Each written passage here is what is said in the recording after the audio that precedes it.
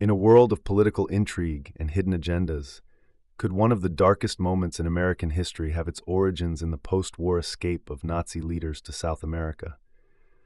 What if Adolf Hitler didn't die in his Berlin bunker in 1945, but instead fled to Chile, where decades of covert Nazi operations set the stage for the attacks of September 11, 2001? Today, we unravel a conspiracy that stretches across continents and decades, connecting the end of World War II to one of the most infamous events of the 21st century. The official story tells us that Adolf Hitler committed suicide in April 1945 as the Red Army closed in on Berlin. However, conspiracy theories have long suggested that Hitler escaped to South America, along with other high-ranking Nazi officials, using secret escape routes known as rat lines. While much of the world was focused on Europe's post-war recovery, these Nazi fugitives were quietly building new lives in countries like Argentina, Brazil, and most notably Chile. Chile became a hotspot for Nazi sympathizers, and one of the most infamous hideouts was Colonia Dignidad, a remote settlement founded by Paul Schaefer, a former Nazi and convicted child abuser. Schaefer had deep ties to Nazi Germany and created an isolated cult-like community in Chile. But Colonia Dignidad wasn't just a refuge for criminals. It became a center for covert operations, where remnants of the Nazi regime allegedly continued their work in secret. But why Chile? In the years following World War II, many South American countries, including Chile, offered safe harbor to Nazis fleeing Europe. Chile had a history of supporting European fascists, and by the 1960s, Nazi influence had deeply embedded itself in certain sectors of Chilean society.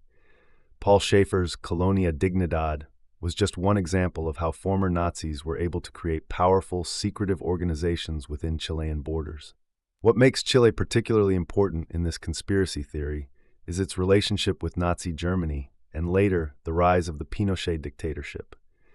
In 1973, Chile's democratically elected president, Salvador Allende, was overthrown in a CIA-backed coup, paving the way for General Augusto Pinochet to seize power.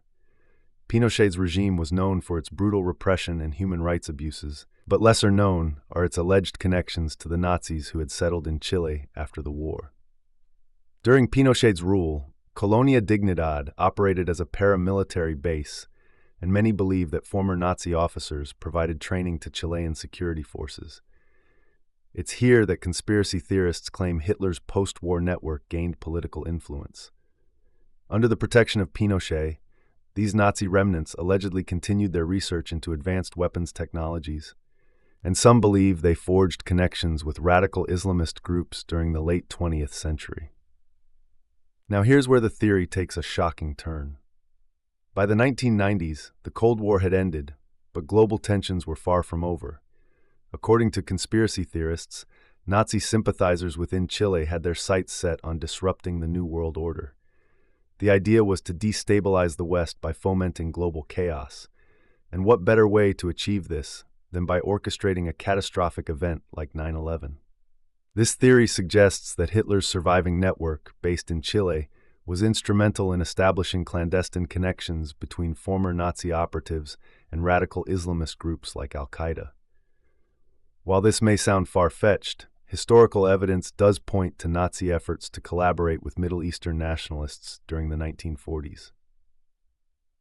Hitler and his allies had supported various anti-colonial movements in the Arab world as a way to weaken British and French influence. By the late 1990s, Al-Qaeda had risen as a major force of anti-Western sentiment, and conspiracy theorists claim that Nazi operatives in South America played a crucial role in aiding Al-Qaeda's logistics and planning for 9/11. The theory suggests that this was the ultimate revenge against the Allied powers for the defeat of Nazi Germany, engineered from the shadows by those who had never given up on Hitler's vision of world domination. One of the key points fueling this conspiracy is the mysterious activity surrounding Colonia Dignidad. Even today, the settlement remains shrouded in secrecy, with many former residents refusing to speak about what went on there.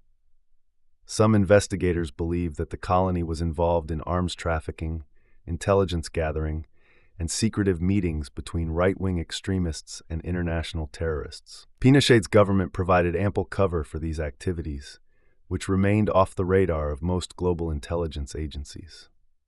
So, how did these alleged Nazi connections lead to 9/11? Conspiracy theorists point to a few key events. First, there's the idea that Colonia Dignidad acted as a safe meeting ground for Nazi operatives and radical Islamic militants. These meetings, according to some, involved transferring military technology and expertise that would later aid in al-Qaeda's planning of the attacks on the United States. Second, theorists claim that high-ranking Nazis in Chile had long-term plans to exploit rising anti-American sentiment in the Middle East. They saw radical Islamist groups as a tool to reignite global conflict and destabilize the West, with 9/11 serving as the ultimate trigger for endless war and chaos, just as Hitler had envisioned decades earlier. The idea that Chile could have played a covert role in the 9/11 attacks is, of course, heavily disputed. While there's no concrete evidence linking Colonia Dignidad or Pinochet's regime to al-Qaeda, the theory persists because of the shadowy nature of Nazi activity in South America. The region's history of harboring Nazi war criminals, combined with the secrecy surrounding Colonia Dignidad, has kept this conspiracy alive in the imaginations of many. At the end of the day, this conspiracy theory, like many others, is based on a mix of historical facts and speculation. While it's true that Nazis fled to South America and formed hidden communities in places like Chile, the leap to connecting those groups to the events of 9/11 remains highly improbable. However, the theory taps into real fears about how secret networks of power can influence world events in ways we'll never fully understand. So what do you think? Is there any merit to this wild theory, or is it just another example of how history's darkest secrets can fuel today's wildest conspiracies? Let us know your thoughts in the comments below.